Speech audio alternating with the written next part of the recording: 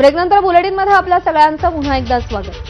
संभाजीनगर शहरातला आतापर्यंतचा सर्वात मोठा दरोडा उद्योजक लड्डा यांच्या घरी 15 मे या रोजी दिवशी पडला।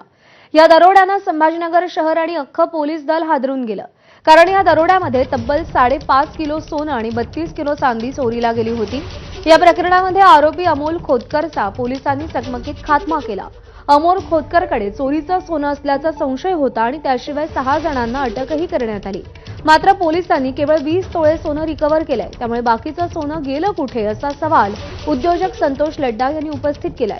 दरम्यान लड्डा यांच्याकडे एवढं सोनं कुठून आलं, घरात एवढं सोनं का ठेवलं, घरात एवढं सोनं असताना सीसीटीव्ही का लावले नाहीत, या सगळ्या प्रश्नांची उत्तरं आम्ही लड्डांना विचारली आणि उद्योजक संतोष लड्डा यांनी एबीपी माझाला या सगळ्या प्रश्नांची उत्तरं दिली आहेत। त्यांच्याशी एक्सक्लुझिव्ह बातचीत केली आमचे प्रतिनिधी कृष्णा केंडे यांनी। उद्योजक लड्डा माझ्या सोबत आहेत।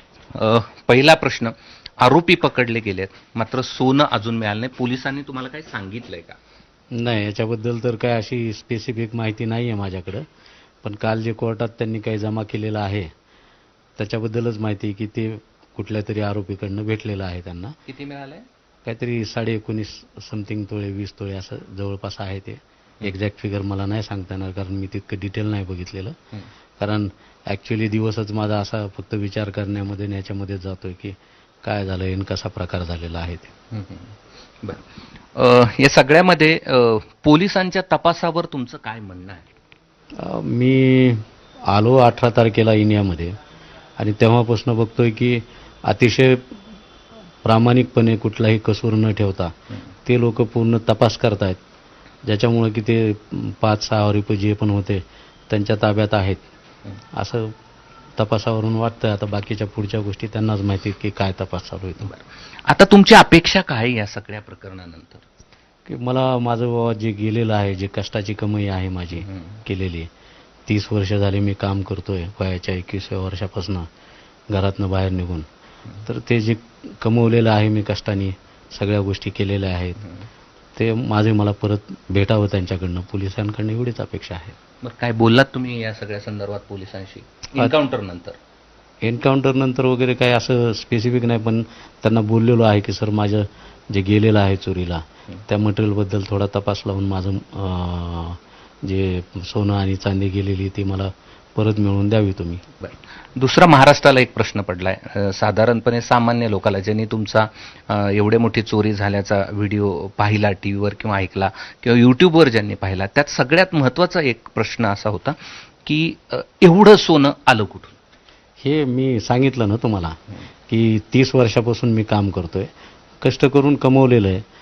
माझ्या मिसेसला छंद आहे दागदागिने बनवायचा, दागदागिने बनवलेले आहेत तिने, छोटे मोठे करत करत इथपर्यंत आलेलो आहेत आम्ही। सगळं लिगली आहे? हा, सगळं लिगली आहे, सगळं पेपरवर आहे। आज तुमचं कोणावर संशय किंवा तुम्हाला वाटतं की आसपासचा कोणी असला पाहिजे? ॲक्च्युली काय होतं ना की जे लोक माझ्यासोबत आहेत फार वर्षापासून ते लोक आहेत सोबत, त्याच्यामुळे असं मला एखाद्यावर पर्टिक्युलर संशय घ्यावा असं काही वाटत नाही। बाकी आता पोलिसांच्या तपासामध्ये निष्पन्न होईलच, सगळे आरोपी त्यांच्याजवळ आहेत, ते निष्पन्न करतील की नेमकं हे कुठून काय झालेलं आहे ते। त्याच्यामुळे आता त्या गोष्टीवर असं कोणाबद्दल मी नाही बोलू शकत त्या गोष्टीवर। शेवटचा प्रश्न तुम्हाला हा विचारतो की 5.5 किलो सोनं, 32 किलो चांदीतले फक्त 20 तोळे सोनं मिळालंय, आता तुम्हाला काय सांगायचंय पोलिसांना आणि सगळ्या यंत्रणेला? नाही, मला एवढंच सांगायचं आहे की हे जे माझं गेलेलं आहे त्यांनी लवकरात लवकर रिकवर करून द्यावं, त्यांचे आणखीन एफर्ट्स लावावे, त्यांना वाटत असेल आणखीन काय ॲडिशनल टीम वगैरे करायचे असतील त्यांनी करावं आणि माझं रिकवर करून द्यावं। आता यात पोलिसांना किती यश येतं हे पाहणं महत्त्वाचं आहे। मात्र पोलिसांनी 5 आरोपी पकडलेले आहेत, एकाचं एन्काउंटर केलं आहे, मात्र सोनं अजून काही मिळालेलं नाही, हे या सगळ्या प्रकरणातलं विशेष आहे। कॅमेरामन बाळासाहेब पाचवणेसह मी कृष्णा केंडे, एबीपी माझा, छत्रपती संभाजीनगर।